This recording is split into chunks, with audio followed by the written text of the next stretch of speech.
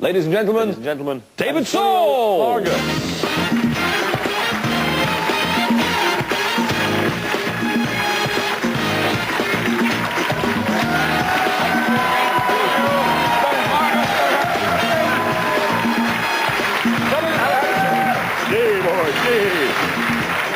Please, sit down. Boy, that was an intro, I must say. Well, you've got to build up my guests. Got a future, I think. Do you think so? Yeah, I think it's. Yeah, you need a wall, so I mean. Yeah, exactly. What you didn't attempt the door, is that? No, I was no stunt work. Nervous about that, so I just walked around. Were you actually nervous? There always is when I walk into Whitehall. That's right. Yeah.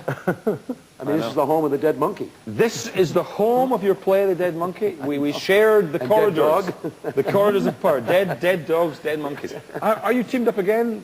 Yeah. Is it relating to Dead Monkey? I mean, it's years after ago. 20 something years. Yeah. So what are you doing? How come you're together again? Well, I think somehow one of somebody, he found a place for me. He said, you know what, we're moving the play, and we're doing it in Brixton at the Fridge, and...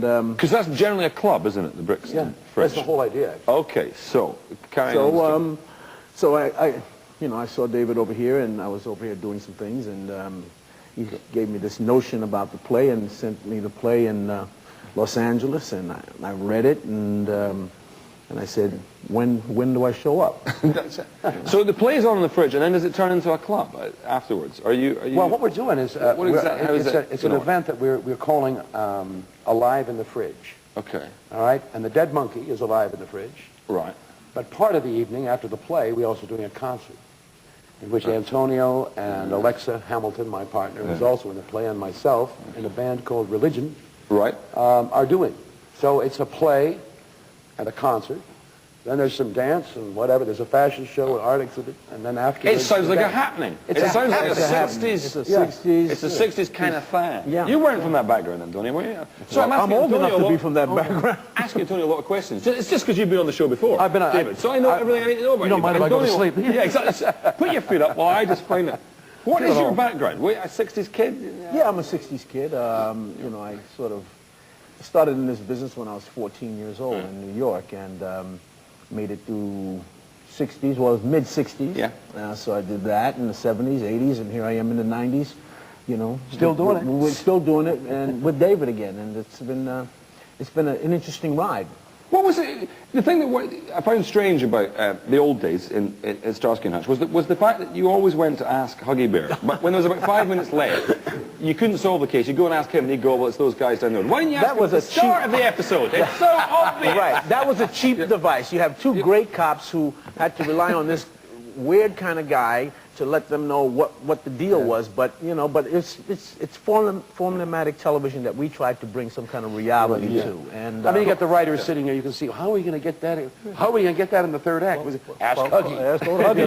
Let's go to Huggy's place. So let's meet Huggy on the corner. There's 3 minutes left. But what is true though is what we hope to create out of that is that I think people, the word on the street became synonymous with Huggy Bear.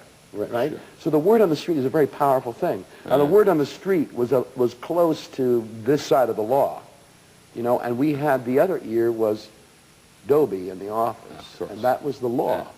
So between the two, we covered it. That's a fantastic answer to really what the answer. It was really stupid. The writers were just. Jive talk. Did you actually do any jive talk yourself?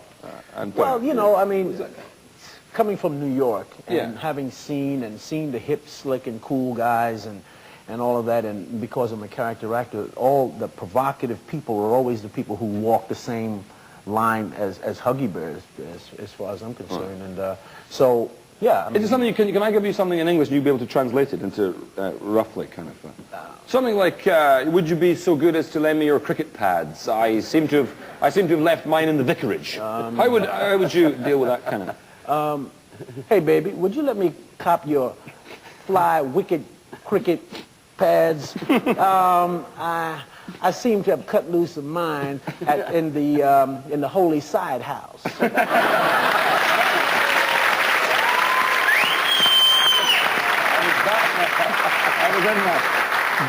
That's with no rehearsal. That's with no rehearsal. No, that was actually... That was people cool, think wasn't it? Spontaneous hip. Yeah, I did absolutely no script. What did you call it, though? A holy... Side house. Side house. Oh, I didn't know It's that you know, Yeah. the vicarage next to the church. Of course, Vicarage, the Holy Side. Cool. David, you're writing your autobiography, I understand. Are you... Obviously, here and now, you say very nice things about Antonio, but are you going to dish some dirt on him in the biography? Oh, yeah, of course I will. Of course.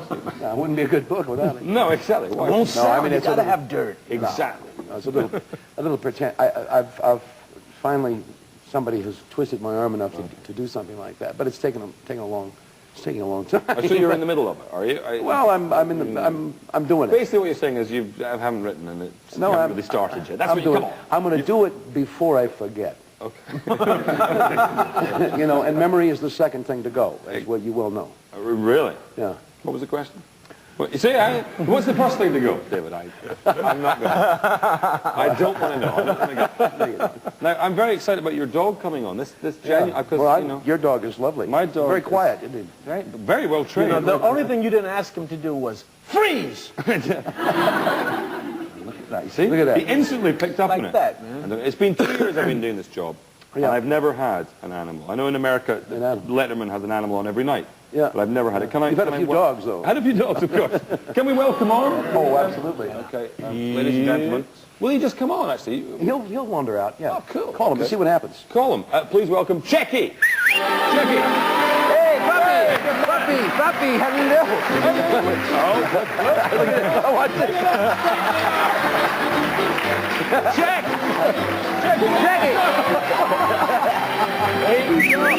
He loves those women. Come on, puppy. Come here, puppy. Yeah, check. Checky. Okay, there we go. That's better, huh? This is There's a Checky. fantastic moment. My very first guest to instantly sniffed someone's arse. That doesn't happen very often. Yeah, well, he's at home in the Whitehall, you know. We did with that monkey here for ages, so he yeah, knows, so he knows the this White- place. He wants this dog. Checky, come here. Tell me, is it true that you're a member of the Groucho Club? Is he a member? Yes, he is. I've heard this. Absolutely. And a member of, he's a card-carrying member at Ronnie Scott's. He's also a member of Ronnie Scott's. He's very friendly, isn't he? Hey, puppy! Find the wallet. Checky! Find the wallet, Chicky. Let's play Find the Wallet. Well, this is, as you can see, that experiment about having a dog on your show for So, the first time exactly. didn't work, did it? No, it worked very well. Fine. I'd watch this. Look at that. He's This looked is out great and says hello television. to all the people. Checky, come here. I want to ask you a couple of questions. Who's going to win Crufts? Checky, who's going to win Crufts? Come here. Checky, who are you dating at the moment? He's very reluctant to speak. Tell us something about yourself. Was it a good budget for dogs? It was great. Oh, he's snogging. Oh, no, I don't like that when that happens. Dogs kissing. You don't? No. Why? Why are Why you got a tonguing? problem? You He can't. brushed his teeth. It's fine. He's brushed his teeth. You haven't. I can blame it. You would have told me I had a poodle. Let's. I used to raise those dogs. You know, it's a man's dog, That is a man's dog. right? And I got this. And you got a little kind This of... is the greatest little dog I've ever. I mean, he's just. It's his soft side. It is. It's a pleasure to meet you, Checky. Stay with us, because I understand Checky's going to sing for us later. But in the meantime, David So, Checky, Antonio Fargas. Okay. We're going to take a break now. In part 2, we're going to be talking to top TV chef Anthony Worrell Thompson and comedian and writer Dave Gorman. See you, I would think, in a couple of minutes. Goodbye for now.